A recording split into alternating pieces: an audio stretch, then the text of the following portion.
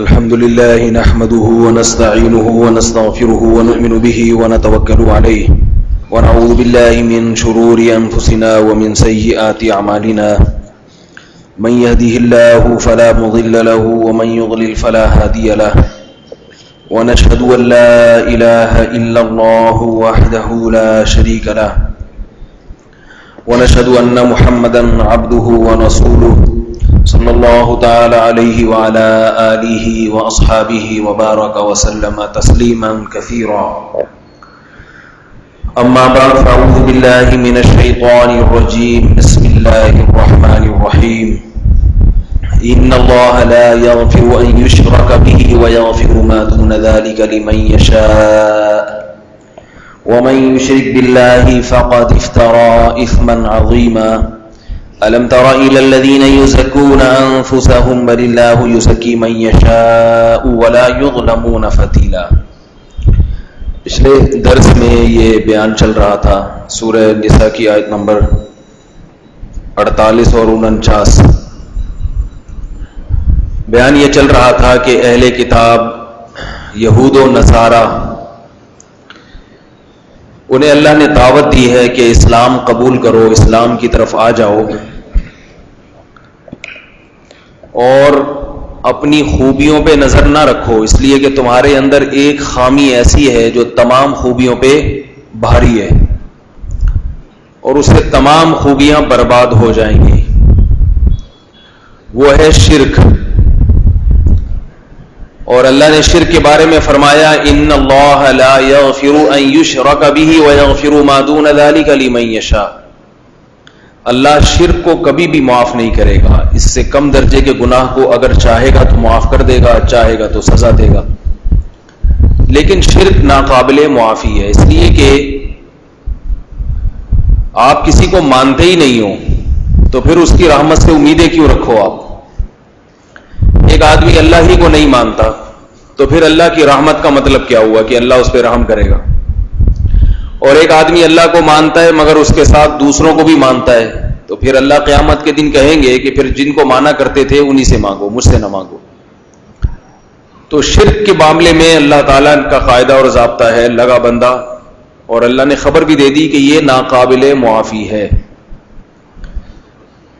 شرک کی بہت ساری قسمیں ہیں. اللہ کی جو بنیادی صفات ہیں ان میں کسی کو شریک کرنا، جیسے اللہ تعالیٰ رحیم ہے، اب کوئی کہے کوئی فلاں آدمی اللہ جیسا رحیم ہے تو یہ بھی شرک ہو جائے گا. لیکن اللہ کی جو صفات ہیں اگر ان صفات میں اس کیفیت کے ساتھ کوئی شریک نہ کرے، جیسے اللہ بھی رحیم ہے مگر بندوں میں بھی رحمت ہوتی ہے، مگر بندوں کی رحمت میں اور اللہ کی رحمت میں زمین آسمان کا فرق ہے، تو یہ شرک نہیں ہے کسی بندے کو رحیم کہہ دینا یا کریم کہہ دینا، رؤوف کہہ دینا. اللہ کے دو نام ایسے ہیں جو صرف اللہ کے ساتھ خاص ہیں، ایک اللہ کا لفظ اور ایک الرحمن. اس کے علاوہ جو اللہ کے صفاتی نام ہیں اس سے اللہ کی مخلوق کو پکارنا بھی جائز ہے. کریم اللہ کا نام ہے تو بندوں کو بھی کریم کہہ سکتے ہیں، لیکن اللہ کی کریم جو کرم سے ہے وہ کرم اور ہے اور بندوں کا کرم اور ہے. بہت فرق ہے بندوں کے کرم میں اور اللہ کے کرم میں. تو ہم جب بندے کو کریم کہتے ہیں تو بندے کے حساب سے کریم کہتے ہیں، جب اللہ کو کریم کہتے ہیں تو اللہ کے حساب سے. تو ایسے ناموں میں عبد لگانا ضروری نہیں ہے. بعض لوگ بہت ہی وہمی ہو جاتے ہیں اور بہت زیادہ، کسی کو کہہ دو بھائی کریم بھائی تو او بھائی عبد الکریم ہوتا ہے، کسی کو کہہ دو رحیم بھائی تو نہیں بھائی عبد الرحیم ہوتا ہے، کسی کو کہہ دو رؤوف، نہیں بھائی عبد الرؤوف کہنا پڑے گا، رؤوف کہہ دیا تو گناہ ملے گا، نہیں ملتا، رؤوف بھی کہہ سکتے ہیں. اللہ نے اپنے حبیب محمد صلی اللہ علیہ وسلم کو رؤوف کہا ہے، بالمؤمنین رؤوف الرحیم. نبی کے بارے میں فرمایا رؤوف بھی ہیں اور رحیم بھی ہیں، حالانکہ رؤوف اور رحیم دونوں اللہ کے نام ہیں، تو جو اللہ کے نام میں مخلوق کو تھوڑی کہہ سکتے ہیں وہ. تو اللہ کے لیے جب رؤوف کہا، رأفت سے نکلا ہے، دل کی نرمی، یعنی بندوں پہ مہربانی. تو اللہ کی مہربانی اور ہے، نبی کی مہربانی ظاہر ہے اللہ سے تو اس کا مقابلہ نہیں ہو سکتا. دوسری بات یہ کہ بندوں میں اگر رحم ہے یا کرم ہے یا سخاوت ہے تو وہ اللہ کی دین ہے. وہ اللہ کا فضل ہے جو اللہ نے بندوں میں تقسیم کیا ہے، اور اللہ کی جو صفات ہیں وہ ذاتی ہیں. بعض لوگ وہمی ہوتے ہیں، میں اکثر وہ چٹکلا سناتا ہوں نا کہ ہمارے بچوں میں کسی نے، ہمارے بھتیجے بھانجوں میں، وہ ایک سمت بانڈ نام سنا ہوگا، کسی نے مانگا بھائی سمت بانڈ چاہیے، تو بچہ کہتا ہے سمت بانڈ نہیں ہوتا، عبد الصمد بانڈ ہوتا ہے. سمت بانڈ نہیں ہوتا بلکہ عبد الصمد بانڈ. تو بھائی جو سمت بانڈ ہے اس کو سمت بانڈ ہی رہنے دو، عبد الصمد نہ کرو اس کو. تو سمت کا جو لغوی مطلب ہے بے نیاز. اب اصل بے نیاز تو اللہ ہے، لیکن مخلوق کو جو بے نیاز کہا جاتا ہے وہ مخلوق کے لحاظ سے، کبھی لوگوں کے سامنے ہاتھ نہیں پھیلاتا. باقی حقیقی معنی میں تو مخلوق بے نیاز ہو ہی نہیں سکتی، سب ایک دوسرے کے محتاج ہیں. بچپن میں یہ والدین کا محتاج تھا، بڑا ہو گیا تو پیسوں کا بھی محتاج ہے، روٹی کا بھی محتاج ہے، تو بے نیاز کہاں سے ہو گیا؟ لیکن مجازی معنی میں بے نیاز یعنی دوسروں کے مقابلے میں بے نیاز. غنی، بے پرواہ، جو کسی کا محتاج نہ ہو. تو غنی جو ہے نا، غنی، اصل غنی تو صرف اور صرف اللہ ہے. مخلوق کو ہم جب کہتے ہیں نا غنی ہے، یعنی کسی کا محتاج نہیں ہے، تو اگر اس کو حقیقی معنی میں لیں گے تو مخلوق تو محتاج ہے. بیمار ڈاکٹر کا محتاج ہوتا ہے، بچہ والدین کا محتاج ہوتا ہے، اور پیسوں کے محتاج ہوتے ہیں، ہم روٹی کے بھی محتاج ہیں. لیکن جب ہم کسی انسان کو غنی کہتے ہیں تو انسانوں کے لحاظ سے، یعنی ایک وہ ہوتا ہے جو ہر وقت لوگوں کے سامنے بھیک مانگتا رہتا ہے، اور یہ ہے اس کے پاس اللہ کا دیا اتنا ہے کہ یہ بھیک نہیں مانگتا ذرا ذرا سی بات پر، تو اس لحاظ سے اس کو غنی کہا جاتا ہے. حقیقی معنی میں غنی صرف اور صرف اللہ کی ذات ہے. تو یہ شرک نہیں ہے کسی کو غنی کہہ دینا، کسی کو کریم کہہ دینا. بعض دفعہ ایسا ہوتا ہے کہ لوگ وہمی ہو جاتے ہیں، کسی بھی چیز کی نسبت اللہ کی طرف نہیں کرتے. جیسے شرک حرام ہے نا، اس میں کوئی شک نہیں ہے، اسی طرح بعض چیزیں شرک نہیں ہیں لیکن بعض لوگ وہمی ہو جاتے ہیں، تو جو چیزیں شرک نہیں ہیں ان کو بھی شرک سمجھنا اور فتوے لگانا شروع کر دیتے ہیں. تو یہ غلو ہے. جہاں شریعت نے جو لائن ہمارے لیے کھینچی ہے اس کے دائرے میں رہنا پڑے گا. بعض لوگ ہر چیز کو شرک قرار دے کر سب کو کفر کے فتوے لگا دیتے ہیں. تو اب چیزوں کی طرف نسبت کرنا یہ بھی شرک نہیں ہے. بعض لوگ کیا کرتے ہیں کہ بھئی اللہ سے ہوتا ہے، غیر اللہ سے کچھ نہیں ہوتا. بات تو ٹھیک ہے، حقیقی معنی میں تو اللہ ہی سے ہوتا ہے، لیکن اب کسی نے غیر اللہ کی طرف نسبت کر دی، کسی نے یہ کہہ دیا کہ اس دوا سے مجھے بہت فائدہ ہوا ہے، وہ کہتے نہ توبہ توبہ، یہ شرک ہو جائے گا. فائدہ کس سے ہوا ہے؟ اللہ سے ہوا. تو بھائی اللہ سے ہوا ہے، لیکن اللہ نے ذریعہ کس چیز کو بنایا؟ اس دوا کو. تو اس کہنے میں کوئی حرج نہیں کہ بھائی اس دوا سے الحمدللہ بڑا فائدہ ہوا، کوئی حرج نہیں. تو ایک صاحب ہیں، وہ تبلیغ میں ماشاءاللہ پابندی سے وقت لگاتے ہیں. تبلیغ میں وقت لگانے کے ساتھ علماء سے تعلق بہت ضروری ہے. صرف علماء سے تعلق بھی کافی نہیں ہے. علماء سے تعلق سے علم آتا ہے مگر صحبت نہیں ملتی، کیونکہ علماء تو بیان کیا اور پتلی گلی سے نکل گئے. اب آپ ان کے ساتھ ساتھ تو نہیں جائیں گے نا، جائیں گے تو وہ گھسنے نہیں دیں گے گھر میں آپ کو. تو صحبت جو ہے نا، صحبت نیک لوگوں کی، وہ بہت ضروری ہے. اس سے عمل کی توفیق ملتی ہے. اب نیک لوگوں کی صحبت آپ کو کہاں ملے گی؟ علماء کے پاس. یا تو ان کے ساتھ بیٹھ جاؤ، اگر آپ ان کے ساتھ بیٹھو گے تو پھر وہ کس کے ساتھ بیٹھیں گے؟ صحیح، وہ تو بیچارے سارے دن آپ کے ساتھ ہی بیٹھے رہیں گے، کسی اور کے پاس بیٹھنے، ان کے تو کام بہت ہوتے ہیں، مصروفیتیں بہت ہوتی ہیں. تو اس کے لیے دو راستے ہیں. ایک ہے خانقاہ کا، کہ بعض اکابر، بعض بزرگان دین ایسے ہیں کہ جنہوں نے اپنے آپ کو مخلوق کے لیے، ان کے پاس علم زیادہ نہیں ہوتا، نہ وہ علم کے لیے فارغ ہوتے ہیں، بس وہ لوگوں کو اللہ اللہ سکھاتے ہیں. تو ایسی خانقاہیں ہوتی ہیں جہاں وہ اللہ اللہ سکھایا جاتا ہے، مگر پھر وہ لوگ علم میں مضبوط نہیں ہوتے. تو ایسی خانقاہوں میں بزرگوں سے تعلق تو قائم کرنا چاہیے، مگر مسائل کسی ماہر مفتی ہی سے پوچھنا چاہیے، کیونکہ وہ پھر علمی لائن کے لوگ نہیں ہوتے. وہ کیونکہ علم کا جو علمی لائن کا آدمی ہے نا، اس کا زیادہ تر اوڑھنا بچھونا علم ہوتا ہے. اس کے پاس پھر اتنا ٹائم نہیں ہوتا کہ وہ سارا دن مخلوق کے ساتھ بیٹھا رہے، وہ مصروف ہوتے ہیں. دوسری بات یہ ہے، یا پھر دوسرا راستہ تبلیغ کا ہے، اور اس زمانے میں عمومی طور پر جو مفید راستہ ہے، جو ہر ایک کے لیے قابل قبول ہے، وہ تبلیغ کا راستہ. خانقاہ کا راستہ ہر آدمی کو راس نہیں آتا، بلکہ اس کے لیے جس پیر و مرشد سے آپ بیٹھ ہو رہے ہیں اس سے مزاج کا ملنا بھی ضروری ہے. اب ہر ایک کا ایک جیسا مزاج نہیں ہوتا. ہمارے ایک دوست تھے, وہ بیچارے چاہتے تھے کسی سے بیعت ہو جائے, میں نے خانقاہ میں بھیج دیا, میں نے کہا وہاں چلے جائیں, بڑی اچھی خانقاہ تھی, لاکھوں لوگوں کو وہاں سے ہدایت ملی. وہ بیٹھے 2 دن میں بھاگ کے آگے, کہنا مجھے نہیں سمجھ میں آ رہا. میں نے کہا کیوں؟ کہہ رہے سب کے کپڑے ایک جیسے ہیں, سب ٹرینڈ کرائے ہوئے لوگ ہیں, تو مجھے یہ نہیں سمجھ میں آ رہا. میں نہیں, مزاج کی بات ہے, نہیں سمجھ میں آ رہا. آپ کو لازمی تو نہیں کسی پہ مسلط کیا جا سکتا, تو ہر ایک کو ہر جگہ سے ہدایت نہیں ملتی.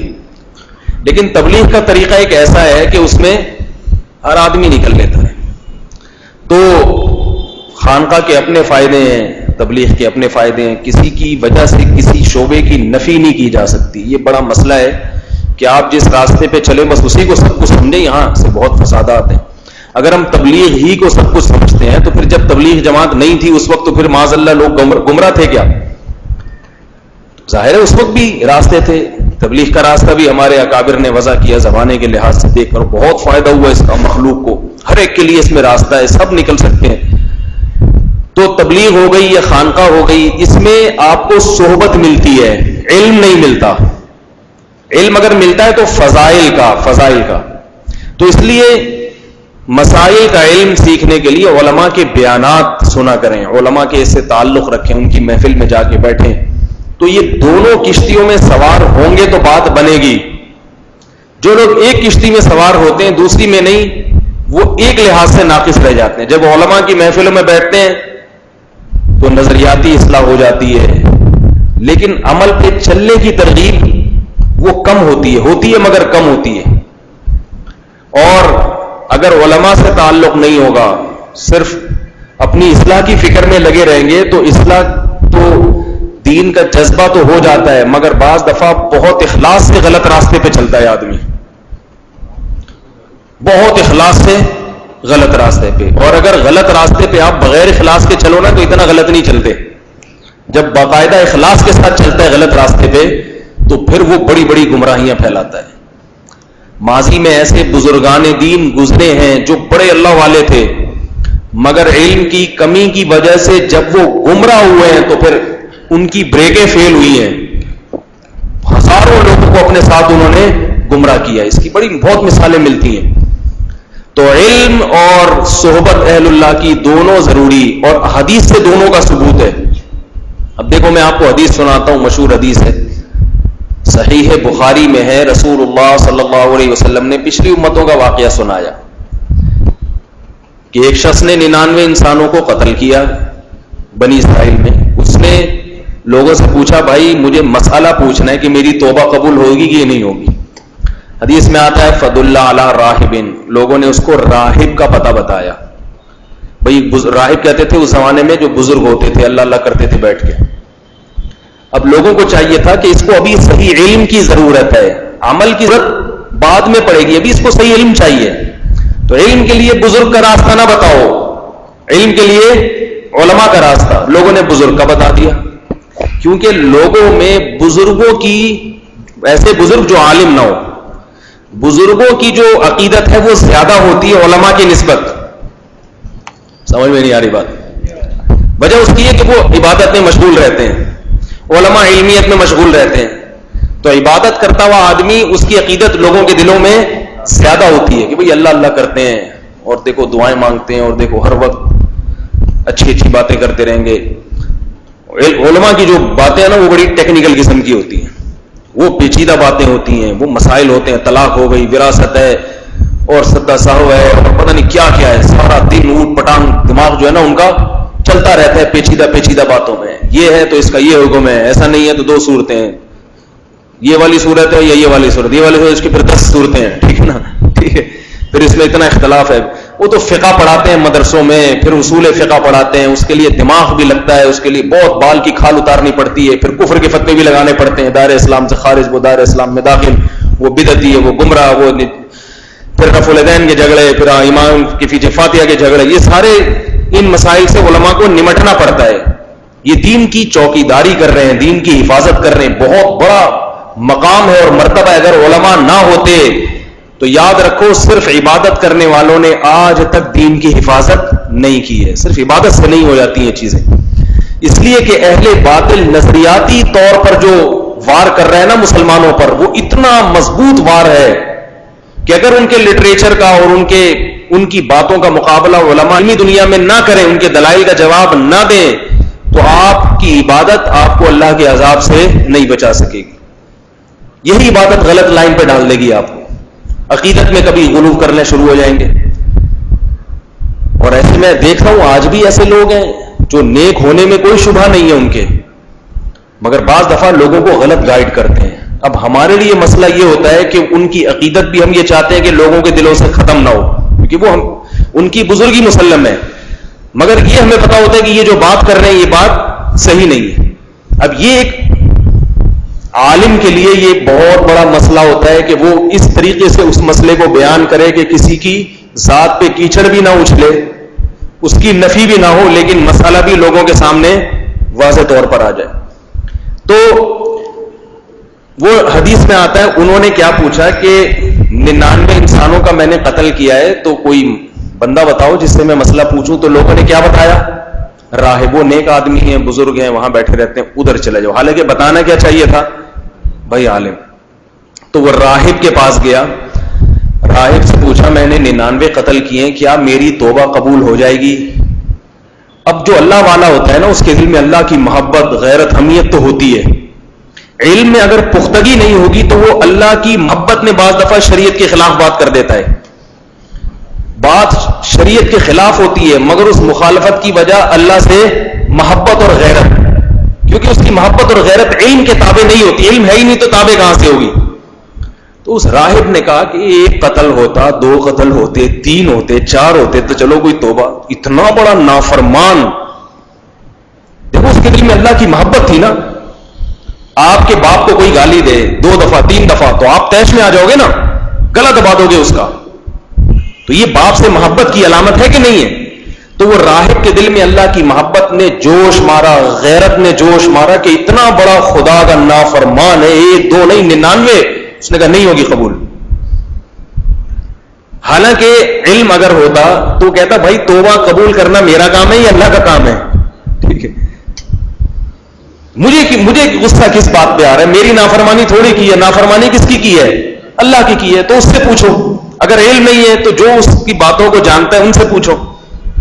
یہ بے اعتدالیاں آج بھی ہوتی ہیں، آج بھی ہوتی ہیں. بعض لوگ کیا کرتے ہیں کہ ان کے سے جب کوئی مسئلہ پوچھا جائے تو انہیں مسئلہ پوچھنے والے کی حالت پہ ترس آ جاتا ہے. ترس آ کے بعض دفعہ غلط مسئلہ بیان کر دیتے ہیں کہ بھائی شریعت یہ نہیں چاہتی کہ یہ بیچارہ روئے بیٹھ کے، تو اسلام میں گنجائش ایسے کر کے بتا دیا. بھائی تمہارا کام ہے اللہ کا پیغام بندوں تک پہنچانا جو دلائل کی دنیا میں، تمہیں کیوں ترس آ رہا ہے؟ اس کی مثال ہے، دیکھو ہم کسی نے جانور پالا ہو، کتنی محبت ہو جاتی ہے اس کو اس جانور سے. اب وہ بقرعید کے دن ذبح کرنا چاہتا ہے، آنکھوں سے آنسو نکل رہے ہیں، جانور پہ بھی رونا آ رہا ہے. کسی مفتی کے پاس آ کے رونے لگا، مفتی نے اس کا بکرا دیکھا، اتنا خوبصورت بکرا، مفتی صاحب کو بھی رونا آ گیا. اب مفتی صاحب اس کو فتویٰ دے رہے ہیں کہ یار اتنے پیسے صدقہ کر دو، کیوں اس بکرے کی جان لے رہے ہو؟ اتنا خوبصورت، اتنا قیمتی اور اتنا معصوم.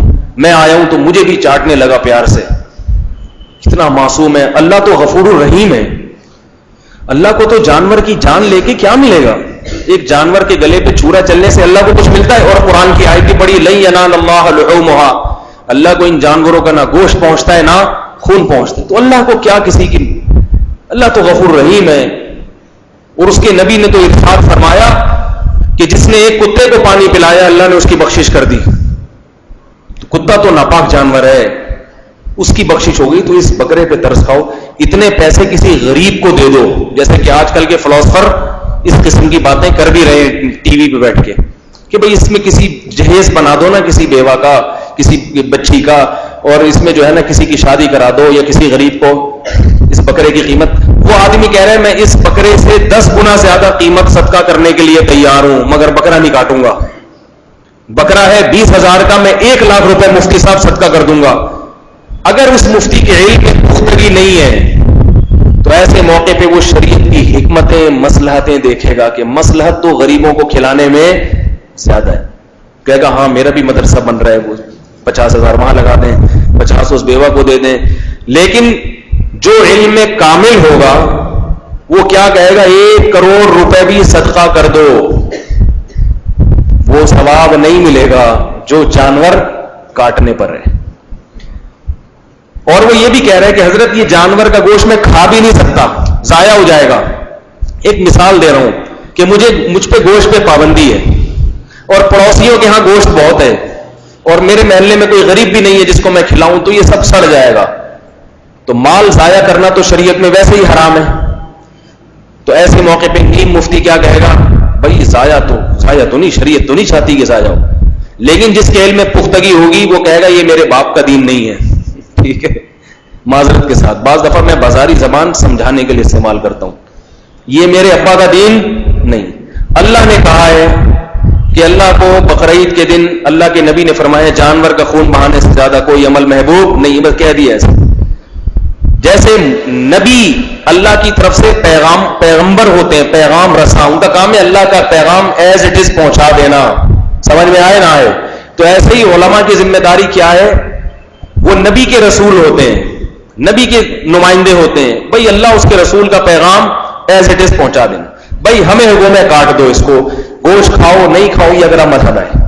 کتنے مینا میں جانور کٹتے ہیں تو سب کا گوشت تھوڑی کھایا جاتا ہے. حج کے موقع بہت سارے جانور سڑ جاتے ہیں، جلا دیا جاتا ہے ان کو. پہلے تو لاکھوں کروڑوں جانوروں کو جلا کے ختم کیا جاتا تھا کیونکہ سعودی حکومت کے لیے گوشت ٹھکانے لگانا ممکن ہی نہیں تھا. لاکھوں جانور آگ لگا کے ضائع کر دیے جاتے تھے. اب کوئی عقل مند کہے یہ کیا ہے، یہ کیوں ہے، تو ہم کہیں اللہ سے جا کے پوچھو، ہمیں نہیں پتا بھائی. اور بہت ساری مثالیں. ایک بات، وہ موضوع دوسری شادی کی طرف آ رہا ہے، خواتین بیان سن رہی. معذرت کے ساتھ میں ابھی ترغیبی باتیں نہیں کر رہا، صرف ایک مسئلہ بتا رہا ہوں. میں نے بعض خانقاہوں میں بعض لوگوں کو سنا جن کے علم کامل نہیں ہے، وہ دوسری شادی کی بہت مخالفت کرتے ہیں. وجہ اس کی ہے کہ ان کو شوہر کی پہلی بیوی پہ ترس آتا ہے، ان کے دل میں نرمی ہوتی ہے، اور یہ نرمی اچھی چیز ہے، ترس آنا اچھی چیز ہے، آئے گا ترس، اچھی بات ہے. وہ دیکھتے ہیں یار بیچاری کیسے پریشان ہوگی، کیسے روئے گی، تو وہ منع کرتے ہیں اپنے مریدوں کو، اس لیے کہ وہ اللہ کے ہیں. تو ظاہر ہے جب انسان اللہ والا بنتا ہے تو اس کے دل میں رحم کا جذبہ پیدا ہوتا ہے، جو کہ ہونا بھی چاہیے. لیکن یہ رحم کا جذبہ آپ کو اللہ کے حکم سے روکے نہیں. آپ روئیں، اس کو مسئلہ بتا رہے ہیں نا، حضرت میری بیوی بہت پیاری، بہت نیک، میری اتنی خدمت کرتی ہے، میں دوسری شادی کروں گا تو اس کو بہت سخت تکلیف ہوگی، کیا میرے لیے حلال ہے؟ دل تو یہی چاہتا ہے کہ اس کو منع کر دے انسان. یار جب تیری اتنی پیاری بیوی ہے، تیرے اتنے پاؤں دباتی ہے، اتنی خدمت، خدا کی قسم میں جو اتنی ترغیبیں دیتا ہوں، میرے پاس بھی بعض لوگ آ کے جب بتاتے ہیں نا اتنی اچھی بیوی ہے اور کہتے ہیں میں دوسری کا تذکرہ کرتا ہوں، پھوٹ کے روتی ہے. خدا کی قسم میرا دل چاہ رہا ہوتا ہے میں اس کو بولوں بھائی تو نہ کر، مجھے تیری بیوی پہ رونا آ رہا ہے تو تجھے کتنا آتا ہوگا. بھائی ہم بھی انسان ہیں، ہمارے سینے میں بھی پتھر کا دل نہیں ہے، ترس آتا ہے انسان کو، ترس آتا ہے. ہمارے ایک استاذ دوسری شادی کرنے لگے تو کہتے ہیں میں جب پہلوی کو بتایا وہ اتنا روئی تو میں بھی رونے لگا، حالانکہ وہ مفتی تھے. اتنا ترس آیا ان کو، اتنا ترس آیا، کہتے مجھے بھی ترس آیا یار کہ اتنا بیچاری بھی اتنی تکلیف ہو رہی. لیکن بات یہ کہ آپ جتنا مرضی روئیں، رونے پر پابندی نہیں ہے. مسئلہ کیا بیان کریں گے؟ جو اللہ نے تو بتایا بھائی اجازت ہے. تو اگر اللہ کی طرف سے ایک شرط ہے، حقوق ادا کر سکتے ہو کہ نہیں کر سکتے. یہ شرط نہیں ہے کہ اگر اس کو بہت تکلیف ہو رہی ہے تو نہیں کر سکتے. تبھی فقہا نے کیا لکھا ہے، فقہا تو جانتے ہیں نا قرآن اور سنت کو. انہوں نے کہا ہے کہ زوجہ کو اگر بیوی خودکشی بھی کرنے کی دھمکی دے اور آپ کو یقین ہو جائے کہ اپنے آپ کو مار کے ہلاک کر لے گی پھر بھی حلال ہے، ٹھیک ہے، تو پھر بھی کر سکتے ہیں. اس لیے کہ وہ اگر ہلاک کرے گی وہ غلط کرے گی، کیونکہ آپ کو اللہ نے اجازت دی ہے. اللہ کی طرف سے جو اجازت ہے تو اللہ کے مقابلے میں تو کوئی بھی نہیں ہے نا. وہ الگ بات ہے کہ آپ ترس کھانے کی وجہ سے نہ کریں، وہ آپ کا اپنا مسئلہ ہے. لیکن شریعت پہ آپ پابندی نہیں لگا سکتے کہ شریعت کو تبدیل نہیں کر سکتے. شریعت کا مسئلہ یہی ہے کہ بھائی جیسے بھی ہو آپ کو اجازت ہے، 2 کے بجائے 4 کر سکتے ہیں، چاہے بیوی کتنی ترسائے، کتنی نیک ہو. حضرت عائشہ کوئی کم نیک تھی جو نبی نے ان پر اتنی شادیاں کی ہیں، کتنی نیک تھی، کتنی فرما بردار تھی اور نبی کو سب سے زیادہ محبوب تھی. وہ مثالیں دی جاتی ہیں حضرت عائشہ اور محمد صلی اللہ علیہ وسلم کی محبت کی. اتنی محبت کہ حضرت عائشہ گلاس سے پانی پیا کرتی تھی منہ لگا کے، نبی اس کی طرف سے منہ لگا کے پانی پیا کرتے تھے. یہ تو عشق کی حد تک محبت ہوئی کہ نہیں ہوئی؟ آج کل کون بیوی سے محبت کرتا ہے؟ بیگم تم نے یہاں سے منہ لگا کے پانی پیو تو میں بھی یہیں سے، بلکہ بدل دیتا ہے سائڈ، بولتے یہ والی سائڈ گندی ہو گئی ہے میں وہاں سے پیوں گا، بلکہ کہہ رہے گلاس دوسرا لے کر آؤ، یہ والے میں پیوں گا ہی نہیں۔ تو اتنی محبت تھی، تو حلال کو حرام نہیں کیا جا سکتا۔ لیکن بعض دفعہ کیا ہوتا ہے کہ کسی بزرگ پر اللہ کی رحمت اور شفقت کا غلبہ ہوتا ہے، علم میں مضبوطی نہیں ہوتی تو وہ منع کرتے ہیں، ڈانٹتے ہیں، مرید کو خانقاہ سے نکال دیتے ہیں۔ اب یہ شریعت پر کیا ہے؟ زیادتی ہے، حدود اللہ سے تجاوز ہے۔ تو اللہ نے جو قانون بنائے وہ تو سب عورتوں کو دیکھ کے بنائے نا، ایک کو تو ترس آ رہا ہے مگر دوسری کا گھر تو بس رہا ہے۔ اگر ایک کے رونے کو دیکھیں گے تو اتنی ساری بیچاری بغیر میاؤں کے زندگی گزاریں گی، ٹھیک ہے نا، جو کہ ہو رہا ہے۔ اب ان کی توجہ اس طرف نہیں جا رہی کہ بھئی ایک کے رونے کو دیکھ کر آپ نکاح نہیں کر رہے، اور جو اتنی بیچاری گھروں میں بیٹھی بوڑھی ہو رہی ہیں ان کا رونا آپ کی ذہن میں نہیں ہے۔ تو اللہ کا تو علم کامل ہے، اللہ قانون بناتے ہیں سب کو دیکھ کر، اس میں نقص نہیں ہوتا، انسان جذبات سے مغلوب ہو کے غلط فیصلے کر لیتا ہے۔ تو اس لیے عالم کو حکم کیا ہے کہ بھئی جو اللہ کا قانون ہے وہ بندوں تک پہنچانا ہے، اپنے جذبات، اپنی رائے، اپنا مزاج وہ آپ کیا رکھیں؟ سائڈ پہ رکھیں، ایک طرف رکھیں، اس میں آپ کو اجازت نہیں ہے۔ طہارت کے مسائل میں بھی ایسے ہی ہے، پاکی ناپاکی، شریعت نے کہہ دیا کہ بھئی آپ کو وضو ٹوٹنے کا یقین نہیں ہے، آپ نے وضو کیا، اب آپ کو شک ہو رہا ہے پتہ نہیں پیشاب کا قطرہ نکلا ہے کہ نہیں نکلا، ہوا خارج ہوئی ہے کہ نہیں ہوئی ہے، تو آپ کا دل کیا کہے گا؟ دوبارہ وضو کر لوں، تاکہ شک کیا ہو جائے؟ ختم۔ شریعت کیا کہہ رہی ہے؟ نہیں، دوبارہ نہیں کرو، بس وضو ہے۔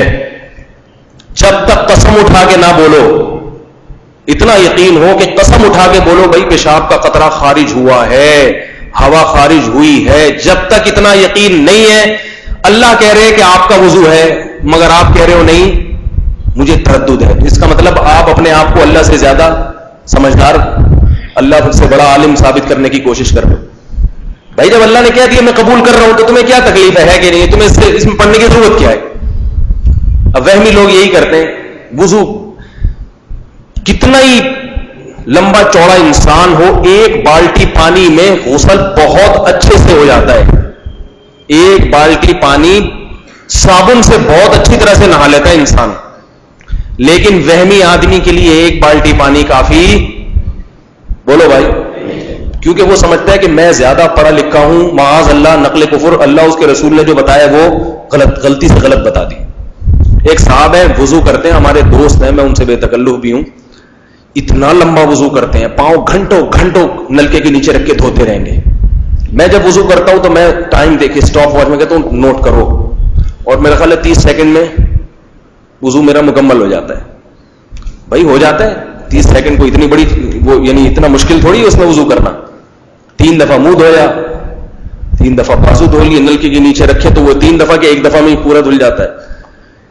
لیکن میں دیکھتا ہوں کہ وہ رگڑ رہے ہیں پاؤں، میں ان سے کہتا ہوں یہ وہ وضو نہیں ہے جو اللہ اس کے رسول نے سکھائی، آپ کے اپنے دماغ کا وہم ہے، اس وہم کا علاج کراؤ آپ، ورنہ اتنا دیر تک نلکے کے نیچے پاؤں کو رکھنے کی ضرورت نہیں ہے، تھوڑی سی دیر میں پورا پاؤں دھل جاتا ہے۔ اسی طرح کوئی جگہ ناپاک ہو گئی ہے، شلوار کے 2 پائنچے ہیں، ایک پائنچا ناپاک ہو گیا، اب آپ بھول گئے ان میں سے کون سا والا ناپاک ہوا تھا، تو طہارت کے باب میں شریعت میں آسانی ہے، بھئی جہاں غالب گمان جائے اس جگہ کو دھو لو بس۔ اب آپ بھول گئے یار پیشاب کے چھینٹے سیدھے والے پائنچے پہ لگے تھے یا الٹے والے پائنچے پہ لگے تھے، بھول گئے آپ، تو تھوڑا سا دماغ پہ دباؤ ڈالو، جدھر کو تھوڑا سا ذہن جاتا ہے اس والے پائنچے کو دھو کے بھول جاؤ کدھر لگا تھا، لیکن وہمی نہیں بھولے گا، وہ دھوئے گا کہہ لگے یار ہو سکتا ہے اس والے پائنچے پہ لگاؤ، بھئی ممکن تو ہے، لیکن جب شریعت آپ کی نماز قبول کر رہی ہے بھئی نماز آپ کی ہو رہی ہے اور شریعت نے کہہ دیا کہ طہارت کے مسائل میں زیادہ غلو کرنے کی ضرورت نہیں ہے، تو پھر آپ کو اتنی تکلیف کیوں ہو رہی ہے؟ اس کا مطلب آپ اپنے مزاج کو شریعت میں داخل کر رہے ہیں۔ سمجھ میں آ رہی ہے بات کہ نہیں آ رہی؟ جو قانون بیان کیا گیا اس کو فالو کرو۔ دیکھو نبی صلی اللہ علیہ وسلم جب پیشاب فرمایا کرتے تھے تو بعض لوگوں کو کیا ہوتا ہے پیشاب کے بعد قطرے خارج ہوتے ہیں، بعض کو تو واقعی ہوتے ہیں، بعض کو وہم ہوتا ہے، تو جن کو ہوتے ہیں خارج ان کو ہم یہ کہتے ہیں کہ بھئی نماز سے آدھا گھنٹہ پہلے پیشاب کر لو، تاکہ آدھے گھنٹے میں کوئی قطرہ خارج ہونا ہوگا تو ہو جائے گا. جن کو بیماری ہے, ورنہ نارمل آدمی کو یہ ضرورت نہیں پیش آتی, تو آدھے گھنٹے میں جتنا قطرے خارج ہونے ہو گئے. ویسے تھوڑی تو کہ سارا دن ہی خارج ہوتے رہے, آدھے گھنٹے میں چل پھر کے جو بھی آپ نے کام کرنے اپنے مصروف رہے, جو خارج ہونا ہوگا. اب اس کے بعد آپ نے کیا کیا کہ بھئی جہاں شلوار میں یا پینٹ وغیرہ میں آپ یہ سمجھتے ہیں کہ اس جگہ پہ پیشاب لگ گیا ہوگا, تو اندازے سے تھوڑی سی جگہ کو دھو لو, اندازے سے. پوری پتلون دھونے کی ضرورت نہیں ہے. عجیب عجیب کام ہو رہے ہوتے ہیں, پوری پتلون دھوتے ہیں, پوری شرٹ دھوتے ہیں, پھر پورا نہاتے ہیں. تو یہ نماز ایک ہی نماز پڑھ سکے گا, ایسے 5 نمازیں کون پڑھے گا بھائی؟ بھائی اندازے سے جہاں خیال ہے, اور وہ بھی آپ کا خیال ہے کہ نجاست پھیل گئی ہے, اگر 1-2 قطرے ہیں تو وہ ویسے ہی معاف ہیں. تھوڑی بہت نجاست معاف ہے شریعت میں, کیونکہ اس سے بچنا ممکن نہیں ہے, اس لیے معاف ہے وہ, اور اللہ نے دین میں حرج نہیں رکھا. زیادہ اندازہ ہے کہ زیادہ پھیل گئی ہے, جس کو 1 درہم جو آج کل کے 5 روپے کا سکہ ہے نا, جو بڑا والا سکہ, تو وہ بھی اس کے بھی ساشے آ رہے ہیں 5 روپے کے سکے کے, تو 5 روپے کا جو بڑا والا سکہ ہے اس کے برابر اگر پھیل جائے تو دھو لیں آپ اس کو, اور اس میں بھی وہم نہ کریں. اگر غالب گمان ہو کہ پھیل گئی ہے, غالب گمان ہے کہ نہیں پھیلی تو وہ معاف ہے. تو اگر پھیل گیا ہے تو تھوڑا سا اس جگہ کو اندازے سے دھو لیا, بس نماز پڑھ لیں آپ. اور اگر قطروں کی بیماری نہیں ہے تو پھر شریعت کہتی ہے بھئی پیشاب کیا, تھوڑی دیر وہاں بیٹھے رہو, اس کے بعد استنجا کر کے اٹھو اور پتلی گلی سے نکل لو, دیکھو ہی نہیں کیا ہو رہا ہے. کیونکہ خام خامے وہم. اور نبی صلی اللہ علیہ وسلم کیا کیا کرتے تھے, آپ صلی اللہ علیہ وسلم پیشاب فرمانے کے بعد, استنجا کرنے کے بعد اپنے ازار پہ پانی کی چھینٹیں مارا کرتے تھے, تاکہ شک اور وہم ختم ہو جائے. کیونکہ جب ازار پہ آپ نے پانی کی چھینٹیں مار لی, اب اگر ازار گیلا بھی نظر آئے گا تو آپ کہو گے یہ پانی تو میں نے خود ہی مارا ہے, ٹھیک ہے نا. تو یہ بھی ایک نسخہ حدیث میں بیان کیا گیا ہے. تو آسانی رکھی ہے اس معاملے میں, لیکن وہمی آدمیوں کو یہ باتیں بالکل سمجھ میں نہیں آتی, وہی بات ریپیٹ کرتے رہیں گے, ریپیٹ. پھر یہ وہمی لوگ میرے اس مزاج کو سمجھ گئے ہیں, بیانات بھی سنتے ہیں, تو مجھے فون کر کے 3 دفعہ مسئلہ پوچھ کے کہتے ہیں حضرت میں وہمی نہیں ہوں, اللہ کا واسطہ مجھے وہمیوں کی لسٹ میں نہیں ڈال دینا. تو میں کہتا ہوں یہ وہمی ہے, تبھی تو اپنے بارے میں بتا رہا ہے کہ میں وہمی نہیں ہوں. جو وہمی ہوتا ہے اس کو اپنے بارے میں شک ہوتا ہے کہ میں وہمی ہوں, جو نارمل ہوگا وہ یہ کہے گا بھی نہیں. تو کہنے کی ضرورت نہیں ہے, باتوں سے پتہ چل جاتا ہے کون وہمی ہے کون وہمی نہیں. تو میں وہ جلدی سے راہب کا واقعہ مکمل کروں. راہب کے دل میں اللہ کا کی محبت تھی, تو اس راہب نے کیا کہا, وہی 99, تو تھوڑی بات. ہمیں بھی غصہ آئے گا نا جب سنیں گے, یار کتنے گھر اجاڑے ہوں گے, کتنی جوان موتیں, کتنے گھروں سے لاشیں اٹھی ہوں گی, کتنی جوان عورتیں بیوہ ہوئی, کتنے بچے یتیم ہوئے. تو یار انسان کے بچے ہو تم کیا ہو, 2-4 قتل ہوتے ہیں, کوئی بات ہے. راہب نے کہا 99 کی نہیں ہوگی, 99 والے کی نہیں ہوگی. اس نے کہا جب 99 کی نہیں ہوگی, جب جانا جہنم میں ہی ہے تو سینچری پوری کر کے جاؤں نا میں. بھائی جب ایک آدمی کو پتا ہے کہ میں نے جانا جہنم میں, تو ریکارڈ تو 99 کا تو کوئی عدد ہی نہیں بنتا. اس نے کہا 100 پورے کروں گا, تو سوچا کس پہ کروں, بولے اسی پہ کر دو. بھائی پہلے کون سے حلال قتل کیے, پہلے ناجائز ہی کی ہے نا, تو یہ بھی ایک ناجائز ہی ہو جائے گا. وہ جیسے ایک آدمی نے مرغی چوری کی تو الٹی طرف سے ذبح کر رہا ہے اس کو, کسی نے کہا یہاں سے حرام ہو جائے گی, تو کہہ رہے پہلے کون سا حلال تھی, ہے چوری کی مرغی ہے, کہیں سے بھی ذبح کر کے, ذبح کرنے کی بھی ضرورت نہیں ہے, ختم مڑ کے کھا جاؤ. ذبح کرنے کی ضرورت تو وہاں پڑے گی جو حلال و حرام کا فرق ہو. تو چوری کی مرغی جیسے مرضی کھا جاؤ بھائی. تو اس نے کہا کہ میں نے پہلے کون سا حلال کے قتل کیے ہیں, سارے ناجائز ہی ہے نا, تو سینچری بھی اسی سے پوری کرو, 100 قتل کر دی, اس کو بھی مار دیا. اللہ کا خوف تھا دل میں, اسے خیال آیا کہ ایک آدھ اور سے بھی پوچھ لو, ٹھیک ہے نا, شاید کوئی توبہ کی گنجائش ہو. تو حدیث میں آتا ہے فدل علی رجل عالم, لوگوں نے عالم کا پتہ بتایا, بھئی فلاں بنی اسرائیل کے بڑے عالم ہیں, ان سے جا کے پوچھو. جب ان کے پاس گیا تو انہوں نے بتایا کہ بھئی کیوں قبول نہیں ہوگی توبہ, مسئلہ بتایا.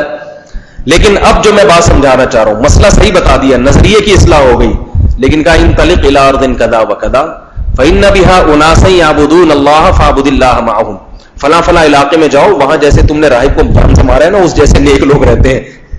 دیکھو بھیج عوام کے پاس رہے ہیں جو عبادت کرنے والے لوگ ہیں, وہاں جا کے اللہ اللہ سیکھو, ان میں رہو, اپنے پاس نہیں بٹھایا. ممکن ہے ان کے پاس وقت نہ ہو یا ماحول ایسا نہ ہو ارد گرد کا, جاؤ فلاں جگہ جاؤ, مسئلہ عالم سے پوچھو, صحبت نیک لوگوں کی. عالم بھی نیک ہوتے ہیں مگر ان کے پاس لوگوں کو صحبت دینے کا زیادہ ٹائم نہیں ہوتا. تو ان لوگوں کے پاس جاؤ، فاعبد اللہ معہم، اور اللہ کی انہی میں رہ کے عبادت کرو. تو کیا اس سے کیا پتہ چلتا ہے حدیث سے؟ نظریات کی اصلاح، مسائل کا علم، گمراہی سے حفاظت یہ علماء کے ذریعے ہوتی ہے.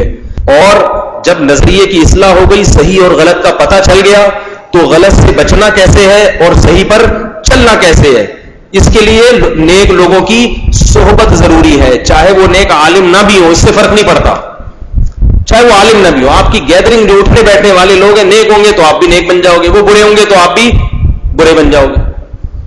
تو یہ دونوں چیزیں ضروری ہیں. اس لیے میں کہتا ہوں بھائی، جو تبلیغ میں وقت لگاتے ہیں تھوڑا علماء سے تعلق بھی رکھا کریں، ورنہ بعض سب کی بات نہیں کر رہا، بعض بالکل ہی عجیب عجیب سی الٹی باتیں شروع کر دیتے ہیں. ابھی ہمارے ایک دوست ہیں، وہ عجیب باتیں کرنے لگے ہیں، بار بار یہ کہتے ہیں اللہ سے ہوتا ہے، غیر اللہ سے، بار بار صبح و شام یہ کہتے رہتے ہیں. اب ان کے سامنے کوئی یہ کہہ دینا کہ بھائی یہ دوا سے ماشاءاللہ بڑا فائدہ، نہ دوا سے نہیں ہوتا، کس سے ہوتا ہے؟ اللہ. میں نے ایک دن ان سے کہا، میں نے کہا پاگل ہو جاؤ گے، بالکل دماغی توازن خراب ہو جائے گا، اتنا زیادہ نہیں کیا کرو. اللہ سے ہوتا ہے. تبلیغ والے جو یہ بار بار اکابر سکھاتے ہیں اللہ سے ہوتا ہے، یہ دماغ میں بٹھانے کے لیے کہ اسباب سے نظر ہٹ جائے. اس لیے نہیں کہ آپ بالکل وہمی ہو جاؤ اور ہر کی بات پر آپ وہ اعتراضات شروع کر دو. تبلیغ کے علماء بھی خود بھی یہ کہتے ہیں کہ بھائی یہ ماشاءاللہ یہ ڈاکٹر اچھا ہے، اس سے اللہ نے اس کے ہاتھ میں بڑی شفا رکھی ہے، اس سے فائدہ ہوا ہے، تو خود بھی وہ کہتے ہیں. لیکن عامی آدمی کی بات کر رہا ہوں، چونکہ علم نہیں ہوتا، وہ ایک ہی ٹریک پہ چلتے اب وہ دوا سے ہو گیا تو وہ کافر ہو گیا، کافر نہیں تو کم از کم گمراہ ہو گیا. تو اتنا وہمی نہیں بننا چاہیے. اس میں ہم جب اللہ کے علاوہ کسی اور چیز کی طرف نسبت کرتے ہیں، وہ نسبت مجازی ہوتی ہے. حقیقت اور مجاز کسے کہتے ہیں؟ دیکھو، ایک تو ہے شیر جو چڑیا گھر میں ہوتا ہے، اور ایک بہادر کو بھی ہم کیا کہتے ہیں؟ شیر. یہ جو بہادر آدمی کو ہم شیر کہہ رہے ہیں، حقیقت میں نہیں بلکہ مجازن، کہ بھئی شیر کیسا ہے.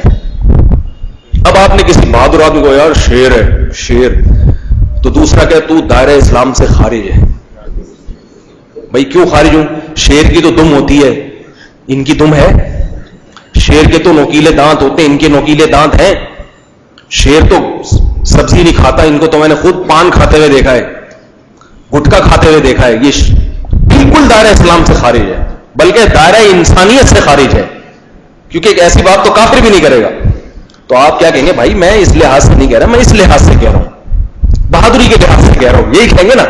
تو ایسے ہی جب ہم کہتے ہیں اس ڈاکٹر کی مجھے شفا ملی ہے، یا یہ دوا بڑی مفید ہے، اس دوا سے شفا ملتی ہے، اس میں شفا یقینی ہے، تو وہ مجازی نسبت ہوتی ہے. مطلب اصل شفا تو اللہ ہی کے ہاتھ میں ہے، مگر اللہ ذریعہ کس چیز کو بناتا ہے؟ دوا کو بناتا ہے. تو اللہ نے بخار کا علاج پیناڈول میں رکھ دیا ہے، اور یہ حدیث میں آتا ہے، نبی صلی اللہ علیہ وسلم نے فرمایا ما انزل اللہ من داء الا انزل له دواء.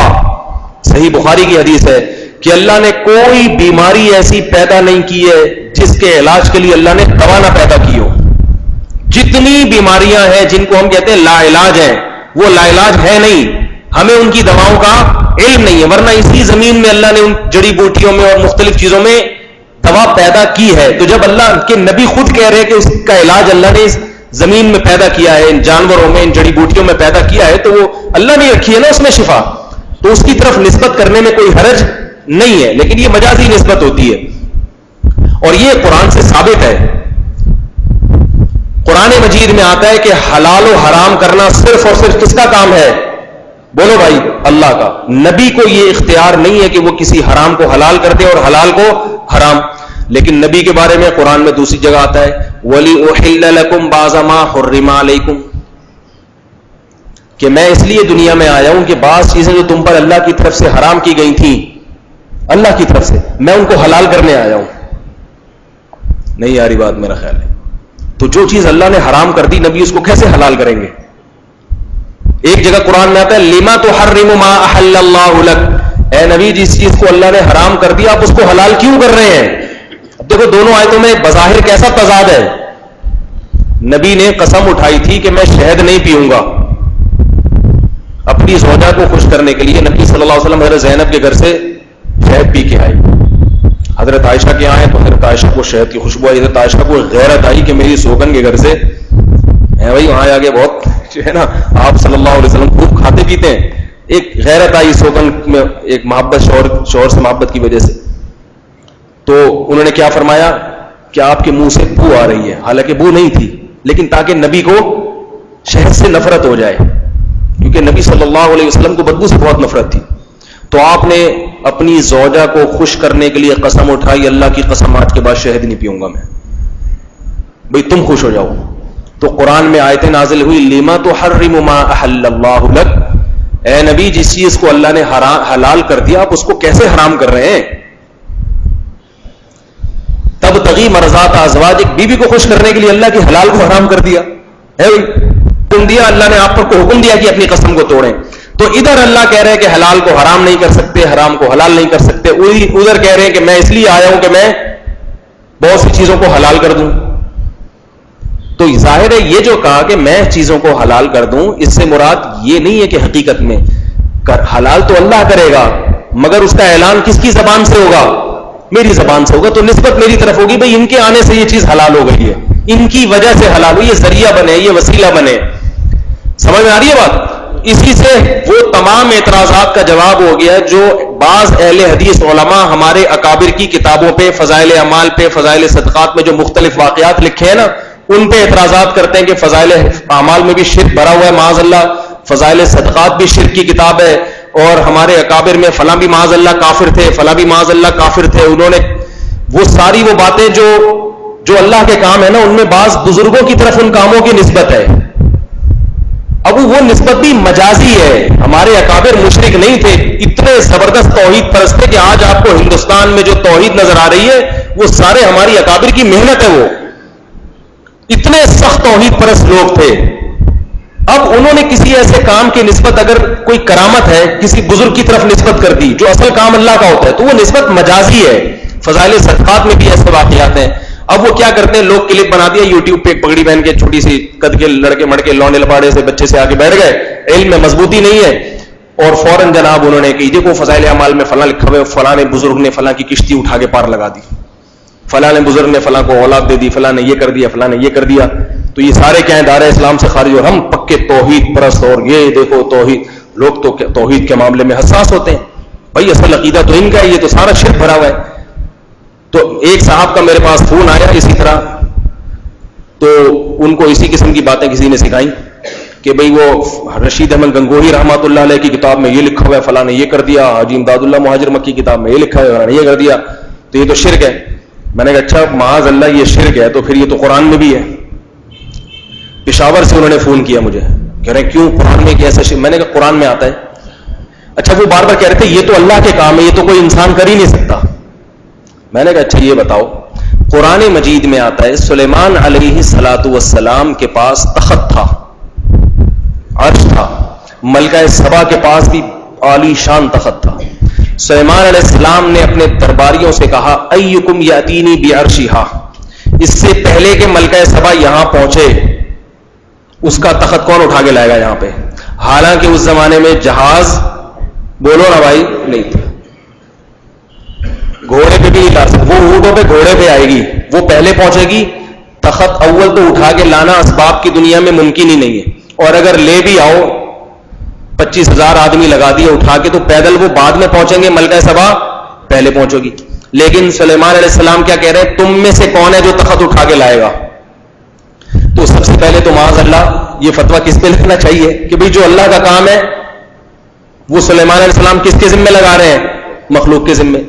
دوسرا، مخلوق میں جو ان کی رعایا تھی، درباری تھے، ان میں سے کسی نے، جن نے کہا کہ میں انا آتی کا بھی قبل ان تقوم من مقامک، جن نے کہا کہ اس مجلس کے برخاست ہونے سے پہلے میں لے آؤں گا، آدھا ایک گھنٹے کے بات میں حاضر کرتا ہوں.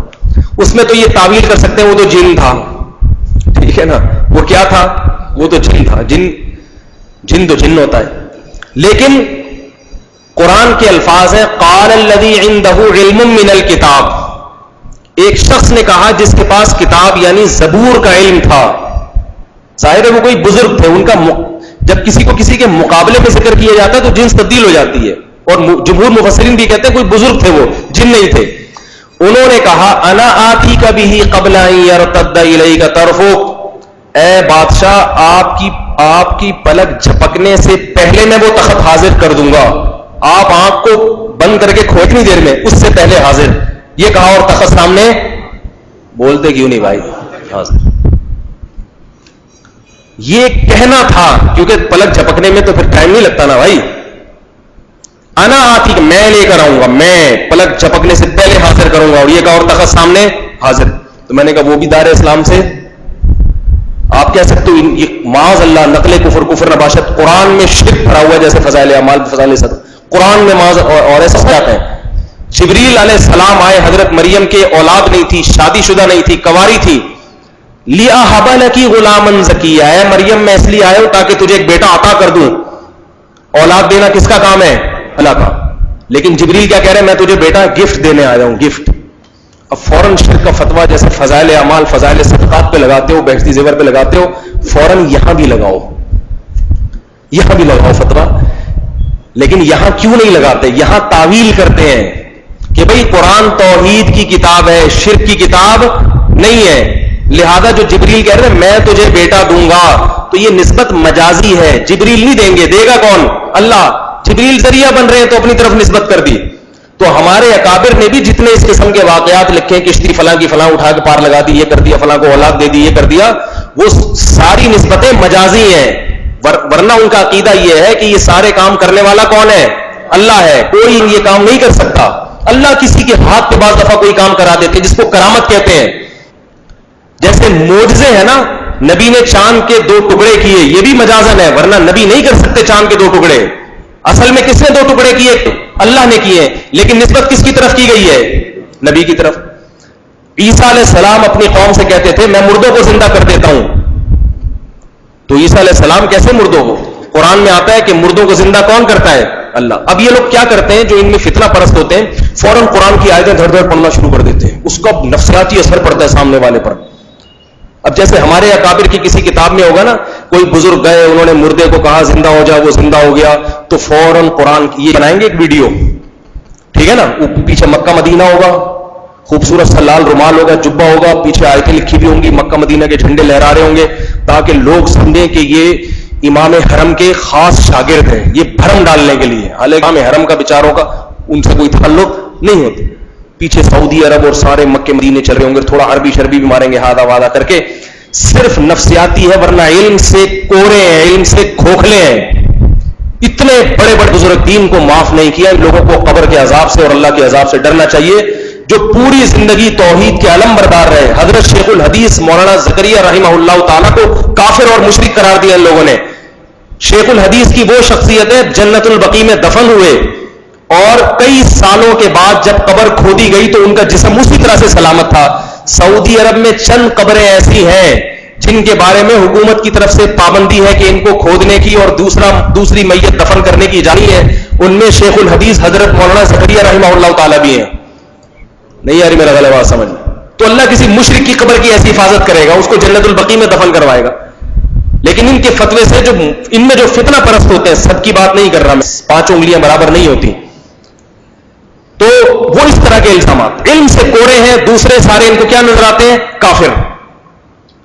تو حضرت جبریل نے کیا کہا؟ میں آیا ہوں تاکہ آپ کو بیٹا ہبا کر دوں. اور جو شخص بزرگ وہاں موجود تھے سلیمان علیہ السلام کے دربار میں, انہوں نے کہا کہ پلک جھپکنے سے پہلے میں تخت حاضر کروں گا. یہ کہا اور حاضر کر دیا. ہم یہ تعویل کرتے ہیں کہ وہ بزرگ نے خود حاضر نہیں کیا, کیونکہ انسان میں یہ طاقت نہیں ہے. کہ حاضر کیا اللہ نے, لیکن اللہ نے ان کے دل میں الہام کیا تھا کہ آپ ارادہ کرو اور اشارہ کرو, میں آپ کے ہاتھ پہ یہ کرامت ظاہر کر دوں گا. ان کو الہام ہوا تو انہوں نے سلیمان علیہ السلام کو اطلاع دے دی, کہ ان کو پتا تھا کہ مجھے اللہ کی طرف سے ایسا مضبوط الہام ہوا ہے, اور الہام برحق ہے. پیغمبروں کو وحی ہوتی ہے, بزرگوں کو الہام ہوتا ہے. اب بعض لوگ اس الہام کی بھی نفی کرتے ہیں, یہ بھی قرآن کی مخالفت ہے. موسیٰ علیہ السلام کی والدہ پیغمبر تھی کیا ہے بھائی؟ بولتے کیوں نہیں بھائی؟ وہ تو عورت تھی, عورت تو پیغمبر ہو نہیں سکتی. لیکن قرآن کیا کہہ رہا ہے؟ وَأَوْحَيْنَا إِلَىٰ أُمِّ مُوسَىٰ أَنْ أَرْضِعِيهِ, ہم نے موسیٰ کی ماں کو وحی کی کہ اپنے بچے کو دودھ پلا. فَإِذَا خِفْتِ عَلَيْهِ, جے خوف ہو کہ فرعون اس کو قتل کر دے گا, پتہ چل جائے گا, أَلْقِيهِ فِي الْيَمِّ, تو اس کو دریا کی موجوں کے حوالے کر دے. اور فرمایا وَلَا تَحْزَنْ, غم نہ کر, إِنَّا رَادُوهُ إِلَيْكِ. اس آیت اوت میں خدا کی قسم ایسا مزہ آتا ہے اور قرآن کا جلال ایسا ظاہر ہوتا ہے کہ جس کو عربی آتی ہے, جو قرآن کو قرآن کی زبان میں سمجھتا ہے, وہی اس آیت کے مزے لے سکتا ہے. کیا منظر ہوگا جب ماں اس خوبصورت بچے کو گود میں لے کے پریشان ہے کہ فرعون آئے گا, اس کے درباری آئیں گے, ان کو پتہ چلے گا میرے ہاں بچہ پیدا ہوا ہے اور میری گود سے اس بچے کو چھین کے جان سے مار دیں گے. اللہ کہتے ہیں ہم نے موسیٰ کی ماں کو وحی کی. یہ وہی الہام ہی تو ہے. اگر صرف پیغمبروں کو الہام ہوتا ہے تو پھر یہ قرآن میں حضرت موسیٰ کی والدہ کا تذکرہ کیسے آ رہا ہے؟ یہ تو سب اللہ کی طرف سے ان کو دل میں القاء ہو رہا تھا. قرآن کیا کہہ رہے؟ اوحینا الی ام موسیٰ نرضی, اے موسیٰ کی ماں غم نہ کر, اس کو دودھ پلا. فاذا خفت علیہ, جب ڈر ہو کہ اب چھین لیں گے, فالقیہ فی الیم, دریا کی موجوں کے حوالے کر دینا. دریا کی موجوں کے حوالے کوئی ماں اپنے ارادے سے اور اپنے مشورے سے کبھی بھی نہیں کر سکتی. یہ تو ہلاکت ہے یقینی. اتنا یقینی الہام تھا کہ وہ سمجھتی تھی کہ یہ کس کی طرف سے ہے؟ اللہ کی طرف سے ہے, ورنہ کون ماں اپنے بچے کو دریا کے حوالے کرے گی؟ فالقیہ فی الیم, دریا کے حوالے کر دے. ولا تخاف ولا تحزنی, خوف نہ کر, غم نہ کر. انا رادوہ الیک, عجیب الفاظ ہیں. یہ نہیں کہ فرمایا انا نردہ الیک, ہم اسے تیرے پاس لوٹا دیں گے. یہ نہیں ہے ترجمہ اس آیت کا. انا رادوہ الیک, ہم اسے تیری طرف لوٹا کے چھوڑیں گے. ایک ہوتا ہے میں یہ کام کر دوں گا, ایک ہے میں یہ کام کر کے چھوڑوں گا. اس میں نو کا آپشن نہیں ہے, نا کا آپشن نہیں ہے. انا رادوہ الیک, ہم اسے تیری گود میں لوٹا کے چھوڑیں گے. وجاعلوہ من المرسلین, اور اسے پیغمبر بنا کے چھوڑیں گے. صرف یہ نہیں کہ اس کی زندگی محفوظ ہو جائے گی, بلکہ یہ تیری پوری قوم کی زندگی کو بچانے کا ذریعہ بنے گا. ناکامی کے نقشوں میں ڈالا جا رہا ہے موجوں کے حوالے, اور بشارتیں کیسی مل رہی ہیں. پھر جب اللہ نے حضرت موسیٰ علیہ السلام کو حضرت موسیٰ کی ماں کی گود میں پہنچایا, کیونکہ وہ کسی بچے کا دودھ ہی نہیں پی رہا تھا, کسی ماں کا دودھ ہی نہیں پی رہا تھا, صرف انہی کا دودھ پیا, تو جب گود میں پہنچایا تو اللہ فرماتے ہیں ہم نے یہ کام اس لیے کیا تاکہ اس کو یقین آ جائے ان وعد اللہ حق, کے اللہ کے وعدے سچے ہوتے ہیں. تو اس الہام کو اللہ نے وعدے سے تعبیر کیا ہے. نہیں آ رہی میرا خیال ہے بات سے. تو یہی چیز اگر ہمارے اکابر کی کتاب میں مل جائے کہ فلاں بزرگ کو الہام ہوا, انہوں نے اس پہ یہ کام کر دیا, فلاں کو الہام ہوا, تو یہ شرک ہو گیا کیا میرے بھائی؟ وہ ساری نسبتیں مجازن ہوتی ہیں. اس پہ بعض لوگ یہ بھی کہتے ہیں کہ صحابہ کے ساتھ تو یہ کرامت ہوئی نہیں, ان کے دامت برکاتہم کے ساتھ یہ کرامت ہو گئی. ان کے والے دامت برکاتہم صحابہ سے بھی بڑے تھے, انہوں نے مردے کو بھی زندہ کر دیا, انہوں نے یہ بھی کر دیا, فلاں کی جھولی میں پیسے بھی ڈال دیے, سب کرامتیں, اور جناب یہ بھی کر دیا. صحابہ کے زمانے میں تو یہ نہیں ہوتا تھا. تو یاد رکھو, کسی بزرگ سے کرامت کا صدور ہو جانا یہ اس کی علامت نہیں ہے کہ یہ اپنے پہلوں سے افضل ہے, بلکہ اس کی بھی علامت نہیں ہے کہ یہ زمانے کے بزرگوں سے افضل ہے. افضلیت کا مدار اعمال پر ہے. سمجھ میں نہیں آ رہی بات؟ دیکھو اس کی دلیل بھی قرآن سے. سلیمان علیہ السلام زیادہ افضل تھے یا وہ امتی جس نے تخت حاضر کر دیا؟ لیکن سلیمان علیہ السلام تو تخت حاضر نہیں کر سکے. اگر سلیمان علیہ السلام تخت حاضر کر سکتے تو کہتے اپنی عوام سے بھائی کون یہ کام کرے گا تاکہ ہم اس کو اپنی ایک کرامت دکھائیں, معجزہ دکھائیں. وہ تو کہہ رہے بھائی کون ہے یہ کرے, میں چاہتا ہوں ذرا اسے بھرم پڑے. اور بھرم ڈالا نا, ملکہ سبا آگے کہی یہ کیا ہے بھائی, یہ کہاں سے آ گیا, یہ تو وہاں تھا, یہاں کہاں سے آ گیا؟ تو وہ پریشان ہو گئی. پھر جب پتا چلا بھائی انہی کے درباریوں میں سے کوئی لے کر آیا ہے تو اس کو یقین ہو گیا کہ یہ اللہ کے پر ان کی رعایا کا یہ حال ہے, یعنی اللہ ان کی رعایا کے ہاتھ پہ ایسی کرامتیں ظاہر کر رہا ہے, تو یہ کیسے ہوں گے؟ حالانکہ اللہ نے وہ معجزہ سلیمان علیہ السلام کے ہاتھ پہ ظاہر نہیں کیا, بلکہ ان کے دربار میں ایک بزرگ تھے جو زبور کا علم رکھتے تھے, اور ظاہر علم سلیمان علیہ السلام سے زیادہ نہیں رکھتے تھے, ان سے کم درجے کے عالم تھے. امتی کی کیا حیثیت ہوتی ہے پیغمبر کے سامنے, مگر امتی کے ہاتھ پہ کرامت ظاہر ہو گئی, پیغمبر کے ہاتھ پہ ظاہر نہیں ہوئی. تو ایسے ہی بعض دفعہ ایک کم درجے کا ہوتا ہے بزرگ یا عالم, کم درجے کا, اس کے ہاتھ پہ کرامت ہو جاتی ہے, بڑے والے کے ہاتھ پہ نہیں ہوتی. لیکن اس سے وہ بڑا چھوٹا نہیں بن جاتا اور چھوٹا بڑا نہیں ہو جاتا. کرامتوں پہ فضیلت کا مدار نہیں ہے, فضیلت کا مدار ہے اعمال پر, گناہوں سے بچنے پر, ان چیزوں پر ہے. تو اس لیے یہ جو اس قسم کی یہ مارکیٹ میں وہ بھی کافر, وہ بھی دائرہ اسلام سے خارج, فلانا بھی اسلام سے خارج, فلانا بھی اسلام سے خارج کرنا اتنا آسان نہیں ہے. اس کے بارے میں قیامت کے دن سوال ہوگا. تو گمراہیوں کے فتوے نہ لگایا کرو, اتنے آرام سے کسی کی شان میں توہین مت کیا کرو. نبی صلی اللہ علیہ وسلم نے فرمایا من عادى لی ولیا فقد آذنته بالحرب. دو گناہ ایسے ہیں جن پر اللہ نے اعلان جنگ کا وعدہ کیا ہے. دو قسم کے گناہ ایسے ہیں. ایک سود کھانے والے کے خلاف کہا میرا اس کے خلاف اعلان جنگ ہے. ایک کسی اہل اللہ کی شان میں گستاخی کرنے کے والے کے بارے میں اللہ نے فرمایا میرا اس کے خلاف اعلان جنگ ہے. تو جو لوگ بھی ممبر پہ بیٹھ کے بزرگوں کی توہین کرتے ہیں, ان سے کوئی غلطی ہوئی تو اس کی تعویل ہونی چاہیے. بعض لوگ پھر ہم سے یہ سوال کہتے ہیں کہ گرین چینل والے بھی تو یہی باتیں کرتے ہیں کرامتیں, اور ان کی تعویل آپ نہیں کرتے, کیا خیال ہے؟ ان کے بارے میں بھی کہہ دیا یوں کہہ دیا کریں ایکچولی اس کا مطلب یہ ہوگا, ایکچولی اس کا مطلب, جیسے ہمارے اکابر پر کوئی کہنا کہ انہوں نے لکھا ہے اصل میں اس کا یہ مطلب تھا, یہ مطلب نہیں ہے جو آپ سمجھ رہے ہیں, تو ان کو بھی یوں تعویل کر دیا کرے. ان کی تعویل ہم اس لیے نہیں کرتے کہ وہ خود کرنے کے لیے تیار نہیں ہے. بھائی تعویل اس کی جائے گی نا, جو جب کی جائے تو اگلا کہ ہاں یہی مطلب تھا, وہ دوسرا کہہ رہے نہیں میرا یہ مطلب نہیں ہے. ہم جب ہمارے بزرگوں نے جب کوئی چیز لکھی ہے کہ فلاں بزرگ نے کسی مردے کو زندہ کیا, تو ہم کہتے ہیں اس کا مطلب یہ تھا کہ انہوں نے خود نہیں کیا, کیا کس نے؟ اللہ نے کیا, بس اتفاق سے ان کے ہاتھ سے کرامت ظاہر ہو گئی.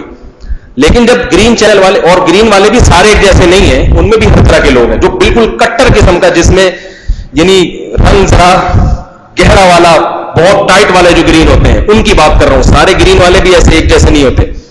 تو وہ جو کٹر قسم کے گرین والے ہیں نا, جب آپ ان سے, وہ جب کہتے ہیں نا ممبر پہ بیٹھ کے کرامت کے ہمارے دامت برکات ہم نے مردے کو زندہ کر دیا اور یوں کر دیا, تو ہم ان سے کہتے ہیں کہ بھائی وہ اللہ نے کیا ہوگا ان کے ہاتھ پہ. کہتے نہیں, اللہ نے ان کو اختیار دیا ہے مردے کو زندہ کرنے کو,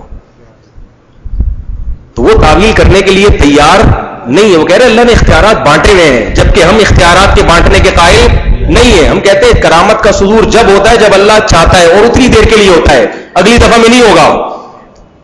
موسیٰ علیہ السلام تو پیغمبر تھے, ہر دفعہ لاٹھی ان کی مرضی سے کچھ نہیں بنتی تھی, ہر دفعہ پوچھنا پڑتا تھا کیا کروں. اللہ کہتے پھینک دے لاٹھی کو, ہے موسیٰ سانپ بنا دوں گا. ہر دفعہ ایسا ہوتا تھا. ورنہ موسیٰ علیہ السلام تو ہر دفعہ دیکھ رہے تھے, اگر اختیار دے دیتا اللہ. موسیٰ علیہ السلام کہتے بار بار اللہ سے پوچھنے کی کیا ضرورت ہے, میری لاٹھی میں چاہوں سانپ بنا دوں, میں چاہوں سمندر کے 2 ٹکڑے کر دوں, میں چاہوں پتھر پہ ماروں پانی کے چشمے پھوٹ جائیں. لیکن قرآن میں جہاں بھی لاٹھی کے سانپ بننے کا ذکر, جہاں بھی لاٹھی کے سمندر پہ لگنے سے 2 ٹکڑوں میں بٹنے کا ذکر, لاٹھی موسیٰ علیہ السلام نے پتھر پہ ماری تو 12 چشمے پھوٹنے, یہ ساری چیزوں سے پہلے قرآن میں آتا ہے ہم نے موسیٰ سے کہا, ہم نے موسیٰ سے کہا. موسیٰ علیہ السلام کے جب دیکھو سانپ بننا تو موسیٰ علیہ السلام دیکھ چکے تھے, لاٹھی پھینکی ہے سانپ بن کے دوڑ رہی ہے, یہ تو اللہ نے کوہ طور پہ دکھا دیا. اب تو حضرت موسیٰ کو سمجھ جانا چاہیے تھا کہ بھئی لاٹھی جب پھینکوں گا سانپ بنے گی, لیکن نہیں, موسیٰ علیہ السلام کو ہوگا میرے پھینکنے سے کچھ بھی نہیں ہوگا, میرے ارادے سے نہیں ہوگا. تبھی جب فرعون کے پاس گئے ہیں اور جادوگر آئے ہیں, مقابلہ ہوا ہے, تو انہوں نے چھوٹے چھوٹے سانپ پھینکے, رسیاں بنا کے رسیاں پھینکی جو سانپ. قرآن کہتا ہے موسیٰ علیہ السلام ڈر گئے, فاوجس فی نفسہ خیفۃ موسیٰ, ڈر گئے یہ کیا ہو گیا. ہم نے کہا ہے موسیٰ نہ ڈر, القی ما فی یمینک, تیرے دائیں ہاتھ میں جو لاٹھی پھینک دے زمین پہ. اگر موسیٰ علیہ السلام کو پتا ہوتا یہ اژدہا بنے گی یا میں بنا سکتا ہوں تو ڈرنے کی کیا ضرورت تھی. کہتے ہیں اللہ بس تو نے مجھے اختیار دے دیا ہے, اب میں خود سے جو چاہوں گا اس کو بناؤں گا. کہتے ہیں اژدہا بن جا, پھینکتے ہیں. ان کو پتہ ہی نہیں تھا بھائی یہ لاٹھی ہے, یہ اللہ کے ارادے کے بغیر کچھ نہیں بنے گی. تو اللہ نے وحی کی ہے موسیٰ اس کو پھینک دے, بس کیا بنے گی یہ نہیں چھوڑ, یہ نہیں پوچھ مجھ سے, یہ میں جو چاہوں گا بنا دوں. پھر جب آگے پھنس گئے ہیں, سمندر ہے آگے, پیچھے فرعون کا لشکر ہے, موسیٰ علیہ السلام پریشان. بنی اسرائیل نے کہا مروا دیا ہے موسیٰ, انا لمدرکون, مر گئے. کیونکہ بنی اسرائیل دیکھتی تھی کہ بھئی یہ لاٹھی تو سانپ ہی بن سکتی ہے, سانپ بن کے کیا کرے گی.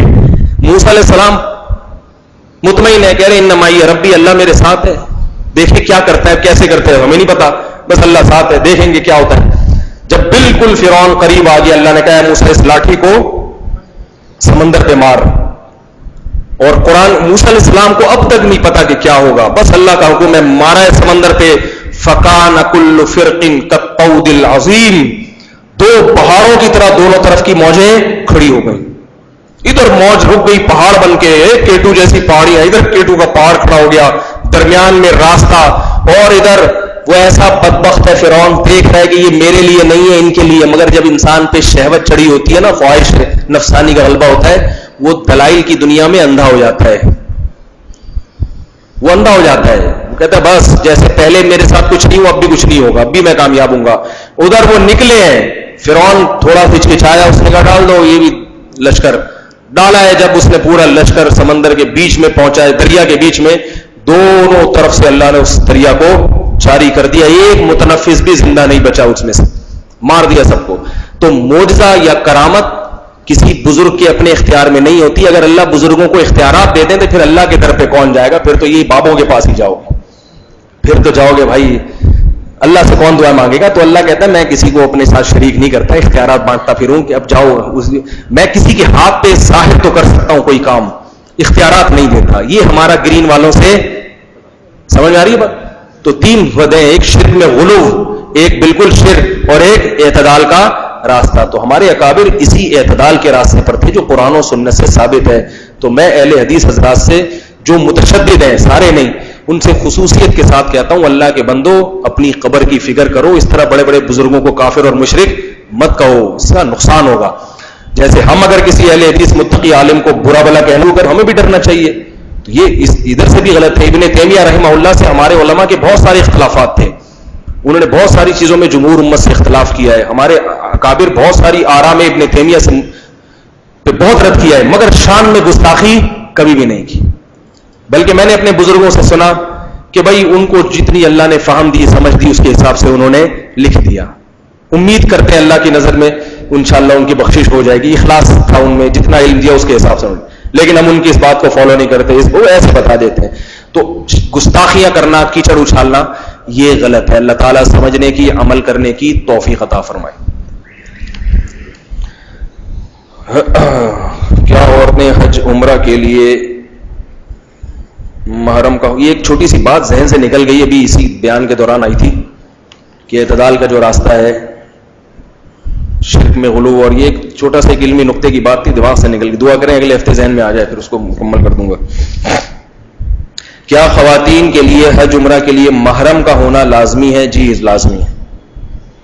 اگر محرم نہ ہو تو کیا حکم ہے؟ اگر کرے تو حج تو ہو جائے گا مگر گناہ ملے گا. تو ایسے حج کا کیا فائدہ جس میں گناہ مل رہا ہو؟ یہ سال ثواب کے بارے میں تو کیا صحیح طریقے حدیث میں تو بھائی حدیث کے مطابق جو اصال ثواب ہے, حدیث میں صدقات و خیرات کا ذکر ہے. صحابیہ نے پوچھا میری والدہ کا انتقال ہو گیا, میں کیا کروں, صدقہ کر سکتی ہوں؟ آپ نے فرمایا ہاں. علماء نے اس پر قیاس کیا کہ جب صدقے کا ثواب پہنچایا جا سکتا ہے تو تلاوت کا بھی پہنچایا جا سکتا ہے, ہر نیکی کا. مگر براہ راست کسی صحابی سے یہ ثابت نہیں ہے کہ انہوں نے تلاوت پڑھ کر کے کسی کو ثواب پہنچایا ہو. جو چیز ثابت ہے وہ صدقہ ہے. تو علماء نے قیاس کیا ہے, اور یہ صحیح قیاس ہے, کیونکہ ہر چیز کا قرآن و سنت میں صراحتاً تذکرہ نہیں ہوتا کہ بھئی جب صدقے کا ثواب پہنچایا جا سکتا ہے تو صدقے کے علاوہ کا بھی. تو وہ اختلافی ہے کہ صدقے کے علاوہ کا پہنچتا ہے, ہمارے ہاں پہنچتا ہے, بعض ائمہ کے نزدیک نہیں پہنچتا. تو دلائل کی دنیا میں تو یہی بات زیادہ راجح معلوم ہوتی ہے کہ تلاوت کا بھی ثواب پہنچتا ہے جب صدقے کا پہنچتا ہے. مطلب صدقہ بھی ایک نیکی ہے تو تلاوت بھی نیکی ہے. لیکن احتیاط کی بات اور اقرب الی السنہ کیا ہے؟ وہ ہے صدقات و خیرات. وہ بالکل اتفاقی چیز ہے. تو زیادہ فوکس کس کو کرنا چاہیے؟ جبکہ لوگ صدقات و خیرات کو فوکس نہیں کرتے. تو اس لیے جو چیز منصوص ہے اس کو ذرا زیادہ فوکس کریں, اس میں اتفاق بھی ہے. جو اختلافی چیز ہے اس کو دوسرے درجے میں رکھیں. قرآن خوانیاں ہو رہی ہیں, اور ایصال ثواب کے لیے قرآن خوانی بدعت ہے, یہ ذہن میں رکھو. نہیں آ رہی بات میں رکھ, کیونکہ نفلی عبادت کے لیے لوگوں کو باقاعدہ جمع کر کے بلانا یہ بدعت ہے. نفلی عبادت انفرادی ہوتی ہے, اجتماعی نہیں ہوتی. تو قرآن خوانی, قرآن پڑھنا بھی نفلی عبادت ہے. اس میں اگر آپ پبلک کو جمع کر کے ایک جگہ تدائی کریں گے تو یہ عمل عبادت کے بجائے کیا بن جائے گا؟ بدعت بن جائے گا. تو میت کے ایصال ثواب کے لیے قرآن خوانی جائز نہیں. اپنے طور پہ جس نے کوئی تلاوت کرنی ہو, اور زیادہ زور صدقہ پہ لگایا کریں, اور اس سے بھی زیادہ زور دعا پہ لگایا کریں. زیادہ حدیثوں میں دعا کا ذکر ہے کہ میت کے لیے دعا کرو. اچھا بھائی, اور کیا ہے؟ مسجد میں نماز جنازہ مکروہ ہے, میت کو باہر رکھنا چاہیے. 9-10 محرم کو اگر کوئی حلیم بنا کے بھیجے تو نہیں کھانا چاہیے. سوال میں خلاصہ پڑھتا ہوں اس لیے ناراض نہیں ہونا کہ ٹائم کم ہے. انسٹالمنٹ پر عملہ کروانے ہیں, جائز ہے نہیں ہے؟ میزان تک کروا رہے جائز ہے. بالوں کے بارے میں بتا دیں گے کس طرح بڑھانے ہیں. ابھی پورے کٹوا دیے ہیں کیونکہ کہیں سے مشین لی ہوگی. پورے بال کسی نے کٹوا دیے تو بھائی ٹھنڈ ہو گئی تو بھائی مبارک ہو. سب سے پہلے تو ٹھیک ہے, سب سے پہلے تو مبارک ہو گئی. دہشت گردی کا خاتمہ ہو گیا, جوئیں ختم ہو گئی, بہت ساری چیزیں, اور نئے بال اگیں گے تو بالکل نئے ہوں گے. تو مبارکباد کے بعد مسئلہ یہ ہے کہ بال یا تو چاروں طرف سے برابر رکھیں, ٹھیک ہے نا, چاروں طرف سے برابر. یہ جو یہاں سے یہ کاٹ لیے, ادھر پیچھے سے کٹورا رکھ کے کٹوا لیے, عجیب عجیب فیشن آ رہے ہیں آج کل, تو یہ جائز نہیں ہے. یا لمبے بال رکھنے تو پھر پٹے والے کا مطلب سارے بال پیچھے لے جائیں اور نیچے سے ایک لائن میں کاٹ دیا کریں. اس میں آگے کے بال لمبے ہوں گے اور پیچھے کے بال چھوٹے ہوں گے, کیونکہ یہ والے بال جب پیچھے تک جائیں گے تو بہت لمبے ہو جائیں گے نا. تو یہ بھی جائز ہے, لیکن یہ پٹوں کی صورت ہو. پٹے والے بال جتنے مرضی چاہے لمبے رکھیں, کندھوں تک بھی لے جا سکتے ہیں, کوہنیوں تک بھی لا سکتے ہیں, اور کسی کے اور لمبے بال ہو سکتے ہیں وہ بھی رکھ سکتا ہے. مگر بہتر کیا ہے, کندھوں سے نیچے کٹوا دیے جائیں, کہ نبی صلی اللہ علیہ وسلم کندھوں سے زیادہ لمبے نہیں رکھتے تھے. جائز وہ بھی ہے, لیکن مردوں کے بال اتنے لمبے ہوتے بھی نہیں ہیں. یہاں ایک ٹیکنیکل بات بتاؤں, آج کل خواتین بھی بال کاٹ رہی ہیں, چھوٹے کر رہی ہیں. عورت کی زینت لمبے بالوں میں ہے, چھوٹے بالوں میں نہیں ہے. اگر عورت کی زینت چھوٹے بالوں میں ہوتی تو خواتین کے بال اتنے لمبے نہ ہوتے. مرد اتنے لمبے رکھنا چاہے تو بڑھتے ہی نہیں ہیں بال, کندھوں سے نیچے آپ رکھیں گے بڑھیں گے ہی نہیں, اور خواتین کے بڑھتے رہتے ہیں. تو اس کا مطلب فطرت چاہتی ہے کہ خواتین لمبے بال رکھیں, ان کا حسن ہے اس میں. جیسے گوروں نے ہمیں ہر چیز الٹی لائن پہ ڈالا ہے نا بہت سارے فیشنوں میں, تو یہاں بھی الٹے لائن پہ ڈال, تو وہ سمجھتی کہ بال کٹوا کے حسین لگ رہی ہوں. حالانکہ لمبے بالوں سے عورتیں اس میں حسن زیادہ آتا ہے. تو وہی ہے نا, بنے کیوں کر جو ہو کبکار الٹا, بنے کیوں کر جو ہو وہ کیا ہے شعر, بنے کیوں کر جو ہو, بنے کیوں کر جو ہو سب کام الٹا. ایک شاعر نے کہا ہے کہ جب سارے کام الٹے ہو رہے ہیں تو کام بنے گا کیسے. ہم الٹے یار الٹا, ہم الٹے بات الٹی یار الٹا. یہ شاعر تھا مہتاب رائے, کہہ رہے مہ میں ہم کو الٹ دیا تو مہ بن گیا, تاب میں بات کو الٹا تو کیا بن گیا, تاب بن گیا, یار کو الٹا تو رائے بن گیا. تو کہہ رہے میرا نام مہتاب رائے ہے, اس میں یار بھی الٹا, بات بھی الٹی, ہم بھی الٹے. تو کہہ رہے ہمارے نام میں جب ساری چیزیں الٹی ہیں تو بنے کیوں کر جو ہو جب سب کار الٹا, تو ہماری بنے گی کیسے جب سارا ہی کام الٹا چل رہا ہے. تو ساری چیزیں الٹی جا رہی ہے. جو چیز ناخن کاٹنا فیشن تھا, خوبصورتی تھی, وہ چڑیلوں کی طرح ناخن بڑھانے کو فیشن. تو پاگل پنے کی علامت ہے, سائیکی ہونے کی علامت ہے, دماغی توازن خراب ہونے کی علامت ہے. سمجھ رہے بات کو. تو خواتین کو لمبے بال رکھنے چاہیے, اس میں ان کی خوبصورتی ہے, اس میں زینت ہے. اور مردوں کو اگر رکھنا چاہے تو پٹے والے تک, ورنہ ٹنڈ بھی کرا سکتے ہیں, مگر ٹنڈ کو شریعت اور سنت نہ سمجھیں. سمجھ آ رہی ہے بات. نبی صلی اللہ علیہ وسلم نے صرف حج عمرے پہ بال جو ہے وہ حلق کروائے ہیں, باقی بال رکھنا افضل ہے. کیا کہتے ہیں صدقہ کیسے کر رہے ہیں, چلتے پھرتے, چلتے پھرتے فقیر نہیں. یہ اکثر فراڈی ہوتے ہیں, جب تک اطمینان نہ ہو تو ان کو نہ دیں. چلو بھائی, کیونکہ ضرورت مند کا اندازہ نہیں ہوتا, اندازہ ہوتا ہے تھوڑا سا, تھوڑی سی تفتیش کر لیں, اندازہ ہو جائے گا انشاءاللہ. پاکستانی عدالتوں میں بیان دینے سے پہلے اللہ کی قسم اٹھوا کر حلف لیتے ہیں کہ سچ بولا جائے گا, مگر عدالتوں میں سارا سچ بولا جائے تو اس کا غلط فائدہ اٹھا لیا جاتا ہے. جب ایک آدمی حق پر ہے اور اسے پتا ہے کہ میں پوری بات کروں گا تو وہ منفی میں چلی جائے گی, تو اسے قسم اٹھا کے گول مول بات کرنے کی اجازت ہے, تھوڑی سی گھما دے, بالکل جھوٹ نہ بولے.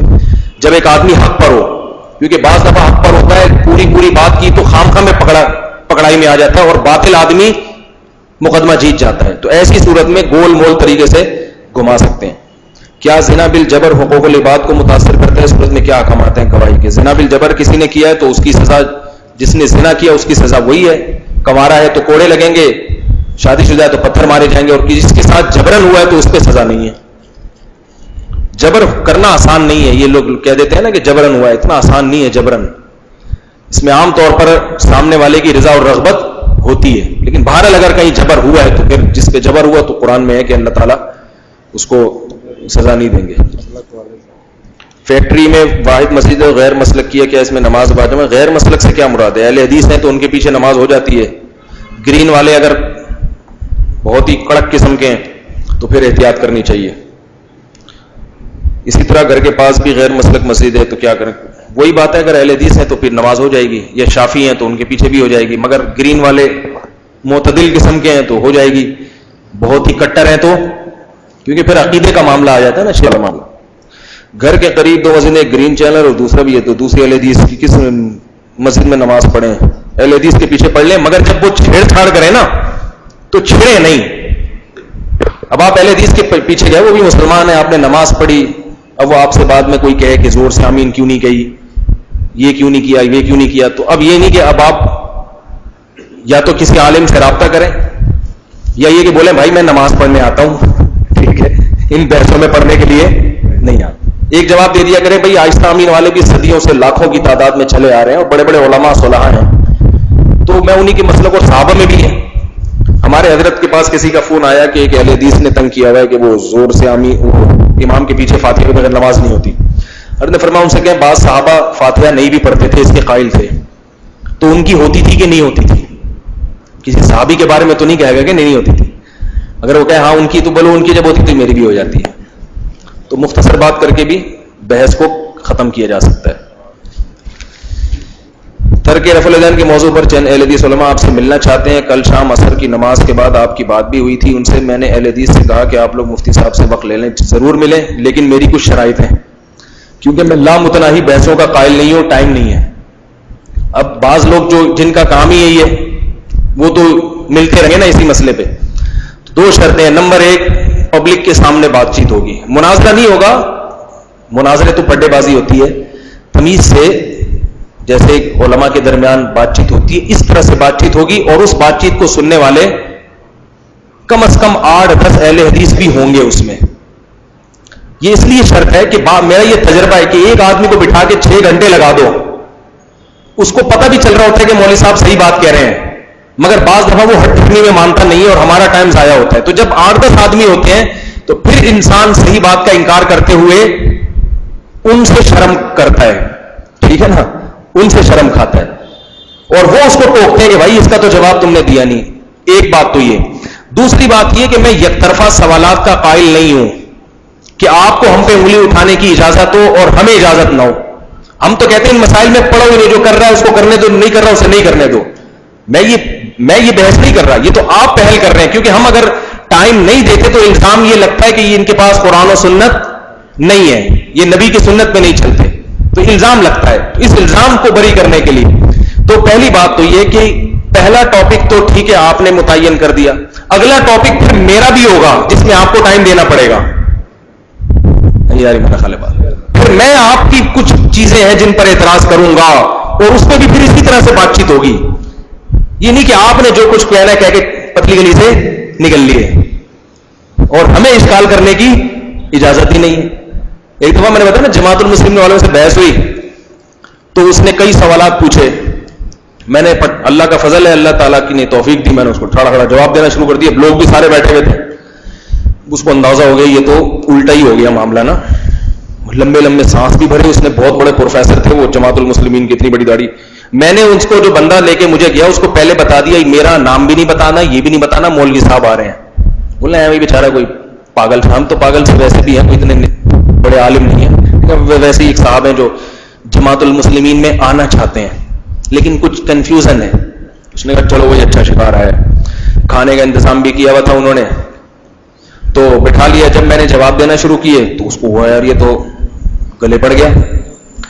تو انہوں نے بندہ رکھا ہوا ہوتا ہے کہ اب جب مسئلہ خراب ہونے لگے تو بولا کھانے کا ٹائم ہو گیا ہے.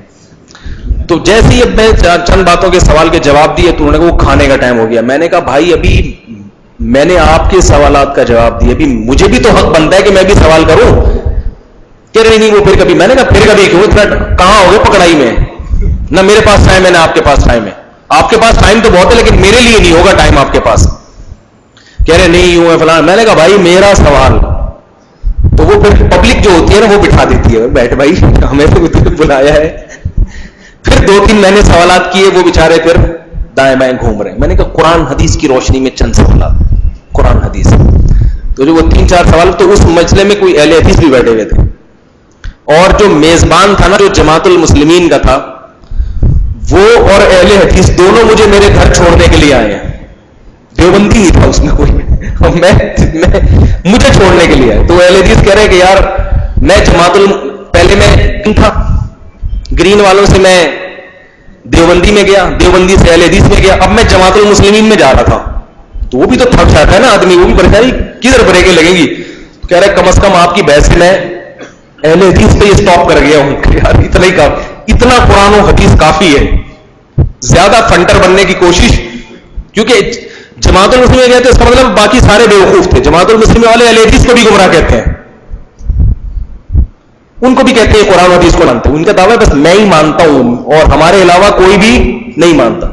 تو وہ پھر دوسرا جو میزبان تھا جو جماعت المسلمین کا، ظاہر ہے کوئی کچھ بڑا ہی ہوگا نا جس نے ہمارے لیے کھانا عین موقع پہ رکھا ہوا تھا کہ جب بحث ادھر کو پللا جانے لگے تو کھانا کھلاؤ. تو وہ آیا, اس نے میرے پیچھے عصر کی نماز پڑھی. نماز کے بعد مجھے کہا کہ میں نے جب آپ کے پیچھے نماز پڑھی تو میں جماعت المسلمین سے نکل گیا.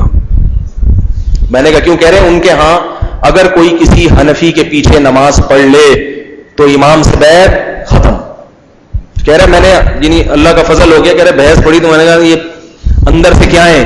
کھوکھلے ہیں, اوپر کی باتیں, اندر سے خالی ہیں, یہ کچھ بھی نہیں ہے. تو کہہ رہے میں چھوڑ دیا جماعت المسلمین کو. اب دیکھو نام کتنا اچھا رکھا ہوا ہے, جماعت المسلمین. اب بظاہر کیا میں نے جماعت المسلمین کو چھوڑ دیا تو کیا مطلب جماعت الکافرین میں آ گیا؟ پھر یہ ناموں سے ایسے رکھتے ہیں نا, ناموں سے دھوکا ہوتا ہے. میں نے کہا آپ نے اب جماعت المسلمین کو جوائن کیا ہے. جماعت المسلمین کسی فرقے کا نام نہیں ہے, جو بھی مسلمانوں کا ایک نظریہ ہے اس کو فالو کر رہے ہیں وہی مراد ہے. یہ نہیں کہ اس کا مخصوص نام ہو جماعت المسلمین.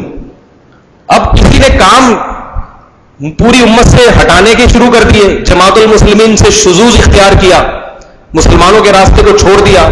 تو حدیث میں آتا ہے من شذ عن جماعت المسلمین, جو مسلمانوں کی جماعت سے ہٹے گا, امت المسلمین کے راستے کو چھوڑے گا, جہنم میں جائے گا. تو انہوں نے عام مسلمانوں کے راستے کو چھوڑ کے جہنم کا راستہ اختیار کیا, لیکن نام کیا رکھ لیا؟ جماعت المسلمین. یہ ایسے ہی ہے جیسے حکومت اعلان کرے کہ بھائی جو پولیس ڈاکو کو پکڑے گی پولیس کو اتنا انعام ملے گا اور ڈاکو کی سزا ملے گی. تو اس دن سے تمام ڈاکوؤں نے اپنا نام پولیس خان رکھ لیا. جس ڈاکو سے مل رہے ہیں آپ کا کہہ رہے ہیں میں پولیس خان. تو کیوں بھائی؟ پھر اس کے بعد جا کے حکومت سے کہہ رہے ہیں کہ آپ نے پولیس کے لیے کیا رکھا ہے اتنا انعام. تو میں دیکھو شناختی کارڈ میں بھی پولیس لکھا ہوا ہے.